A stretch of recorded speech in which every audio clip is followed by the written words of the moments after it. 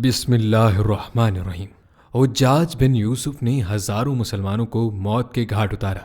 وہ اس امت کا سفاک ترین شخص تھا، لیکن پھر بھی اس نے کبھی زندگی میں تہجد کی نماز قضا نہیں کی۔ ایک ہفتے میں قرآن ختم کیا کرتا تھا۔ اللہ پر اعتماد اور یقین ایسا تھا کہ ایک مرتبہ اس کی بیوی پر کچھ آسیبی اثرات ہو گئے۔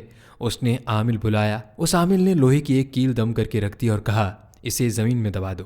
حجاج بن یوسف نے پوچھا، یہ کیا ہے؟ عامل نے کہا، وہ طاقتور ترین آدمی بلاؤ۔ جب وہ آ گئے تو عامل نے کہا، اس کیل کے نیچے لکڑی رکھ کر اسے اٹھاؤ۔ وہ دونوں آدمی زور لگاتے رہے، لیکن وہ چھوٹی سی کیل نہ ہلائی جا سکی۔ حجاج نے یکے بعد دیگرے دو کا اضافہ کر کے 12 آدمی اسی کام پر لگائے، مگر پورے 12 طاقتور آدمی مل کر بھی اس لکڑی کو نہ اٹھا سکے جس پر لوہے کی کیل رکھی ہوئی تھی۔ حجاج نے کہا، پیچھے ہٹ جاؤ۔ اپنی چھڑی اٹھائی اور یہ آیت پڑھی۔ یہ آیت پڑھ کر چھڑی سے کیل کو حرکت دی تو کیل ہوا میں اڑتی ہوئی دور جا گری۔ حجاج نے عامل سے کہا، بھاگ جاؤ، میں تمہارے عملوں کا محتاج نہیں ہوں۔ حجاج کے یقین کی طاقت نے عامل کے سحر کو توڑ دیا۔ عامل وہاں سے سر پاؤں رکھ کر بھاگ نکلا۔